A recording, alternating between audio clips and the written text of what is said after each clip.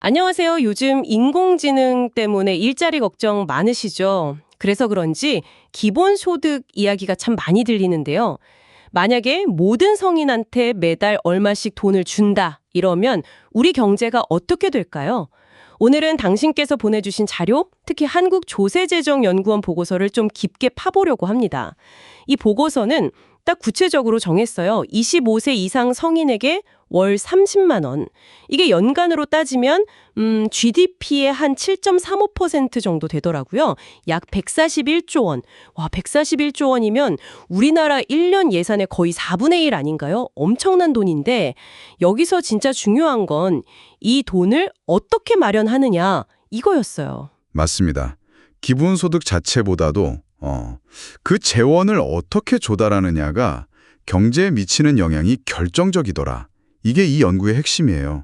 그래서 여러 시나리오를 비교했는데 결과가 정말 흥미롭습니다. 그럼 첫 번째 시나리오 A부터 볼까요? 이 어마어마한 돈을 전부 그냥 소득세 인상으로만 충당한다. 이거죠. 근데 결과가 좀 많이 안 좋게 나왔다고요? 네, 그렇습니다. 장기적으로 봤을 때 총 생산이 무려 22%나 감소할 걸로 예측됐어요. 총 자본은 16%, 총 노동은 19%. 이것도 다 줄어들고요. 22%요? 네. 쉽게 말하면 경제 규모 자체가 확 작아지고 기업 투자도 줄고 일자리도 엄청나게 사라진다는 거죠. 와, 22% 감소라니 진짜 충격적인데요. 아니, 왜 이렇게까지 경제가 나빠지는 건가요? 그게 소득세율이요. 기존에 한 6.8% 정도였는데 이게 24.4%까지. 그러니까 거의 3.5배나 뛰는 걸로 계산됐거든요. 당신 소득에서 세금이 이만큼 더 나간다 생각해 보시면 추가로 더 일하거나 사업을 확장하거나 이런 의욕이 확 꺾일 수밖에 없겠죠. 네. 그럴 수 있겠네요. 게다가 이제 자본 노동 비율 같은 게 변하면서 임금은 떨어지고 이자율은 오르고 그래서 오히려 저소득층 분들의 어떤 후생, 삶의 질이 더 안 좋아질 수 있다. 이런 분석까지 나왔습니다.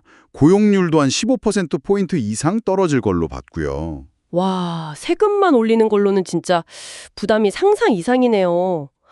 혹시 보고서에서 다른 대안 같은 건 없었나요? 예를 들면 기존에 쓰던 복지 예산을 좀 활용한다거나 그런 건 어땠을까요? 네, 정확히 보셨습니다. 그게 세 번째 시나리오 C인데요. 기존에 우리가 현물로 지원하던 거 있잖아요. 의료 서비스나 교육 지원 같은 거요. 이걸 이제 기본소득, 그러니까 현금으로 대체하는 방식이죠. 근데 이게 흥미로운 게 이 경우에는 거시경제에 미치는 영향이 거의 없었어요. 영향이 거의 없다고요? 오, 그건 좀 의외인데요? 네, 왜냐하면 기본소득에 필요한 재원 규모랑 기존의 현물 복지로 쓰던 예산 규모가 얼추 비슷했던 거예요. 그래서 추가적인 세금 인상이 거의 필요가 없었던 거죠. 아하. 그러니까 복지 방식을 그냥 물건이나 서비스에서 돈으로 바꾼 거에 가까워서 경제 구조 자체는 큰 변화를 안 준다. 이런 분석입니다. 총량적인 효과는 미미하다고 볼 수 있는 거죠. 와, 진짜 재원 마련 방식에 따라서 결과가 이렇게 극과 극이네요. 그럼 마지막으로 살펴볼 네 번째 시나리오 D는 어땠어요? 이것도 같은 규모의 재원인데 일하는 사람에게만 주는 거였잖아요. 근로장려금 확대 같은 느낌. 네, 맞습니다. 이 방식 D는 오히려 장기적으로 총생산이 1.2% 증가하는 긍정적인 효과를 보였어요. 오, 증가요? 네, 아무래도 근로를 조건으로 지원금을 주니까 노동 공급이 늘어나고 이게 생산 증가로 이어지더라. 이런 분석입니다. 그리고 필요한 소득세율 인상폭도 아까 첫 번째 시나리오 A가 24.4%였잖아요. 네. 그것보다는 훨씬 낮은 한 17.8% 수준으로 나왔고요. 소득 분배나 후생 측면에서도 기존 경제보다는 조금 개선되는 효과가 나타났습니다. 그렇군요. 듣고 보니까 이게 단순히 모든 사람한테 돈을 준다, 이 아이디어만으로는 진짜 부족하네요. 그 돈이 어디서 나와서 또 경제 전체에 어떤 영향을 연쇄적으로 미칠지 이걸 따져보는 게 훨씬 중요한 거군요. 어쩌면 이건 당신께서 함께 보내주신 자료에 나온 그 최저임금 논의랑도 좀 비슷한 맥락인 것 같아요. 소득을 지원한다는 목표는 비슷할 수 있지만 구체적으로 어떻게 설계하느냐에 따라서 경제에 미치는 파급 효과가 예상과 전혀 다를 수 있다. 이 점 말이죠. 맞습니다. 그리고 또 하나 기억해야 할 점은 이 분석들은 어디까지나 장기적인 균형 상태를 비교한 거라는 점이에요. 그래서 만약 실제로 정책을 도입한다면 그 과정에서 겪게 될 단기적인 충격이라든지 전환 과정에서의 복잡한 문제들 있잖아요. 예를 들어 사람들이 새로운 제도에 적응하는 시간이나 예상치 못한 부작용 같은 것들, 이런 건 또 추가적으로 고려를 해야 합니다. 네, 그렇죠. 단기적인 효과는 또 다를 수 있으니까요. 네, 오늘 분석을 쭉 해보니까요.